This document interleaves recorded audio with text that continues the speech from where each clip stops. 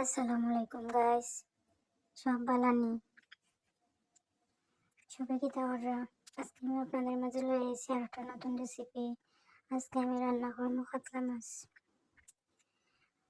আমি প্রথমে একটা কড়াই বসে পরিমাণ মতো তেল দিছি, তারপরে পেঁয়াজ দিলাম, দিয়ে নাড়াচাড়া করিয়া পরিমাণ মতো লবণ দিছি। পেঁয়াজ লাল হওয়ার পরে আমি এখন এটার মাঝে দিব মরিচের গুঁড়া 1 চামচ, হলুদের গুঁড়া 1/2 চামচ, দিয়ে নাড়াচাড়া করিয়া সামান্য পানি দিলাম। এখন আমি বাগার কষাইম কিছু সময় পানি দিয়া মশলা মজানোর পরে আমি এটার মাঝে মাছ দিব। মশলা না মজাইলে মাছ তরকারি ভালো হয় না। উপরে যখন তেল আই তখন আমি টমেটো আর কয়েক টুকরা কাঁচামরিচ দিব। যেহেতু আমি শুকনো মরিচ কম দিছি যার কারণে বড় মাছের পরে 2-3টা কাঁচামরিচ দিলাম। আমার মশলা মোটামুটি কষানো শেষ হয়ে গেছে, দেখুন উপরে খুব সুন্দর কালার আইছে। এখন আমি বড় মাছ দিলাম।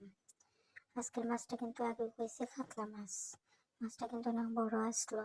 আপনারা পিস দেখেও বুঝতে পারতেন মাছটা বড় আসলো। মাছটা মজানির পরে আমি একটা ঢাকনা দিয়ে রাখি দিব মাছ মজানির লাগে। আপনারা সবাই আমার ভিডিও দেখবা, সাবস্ক্রাইব করবা আর লাইক শেয়ার কমেন্ট করবা। ভিডিও ভালো লাগলে আমার পাশে থাকবা।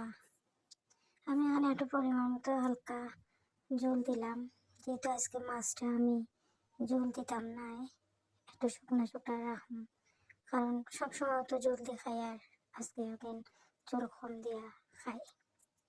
আমি ঢাকনা দিয়ে রাখছি কেন কিছু সময় জাল হয়েছে। আমার মাছের তরকারিটা হয়ে গেছে একদম। এখন আমি এটা নামাইলাম। দেখুন আমার তরকারিটা হয়েছে, কালারটা সুন্দর হয়েছে মাশাআল্লাহ। আপনারা নিশ্চয়ই ভালো লাগবে আমার ভিডিওটা। আমার তরকারি রান্না শেষ হয়ে গেছে, এখন আমি পরিবেশন করব। আপনারা সব ভালো থাকবা, বেশি বেশি করে আমার ভিডিও দেখবা। ভালো থাকুন যেন। আল্লাহ হাফিজ।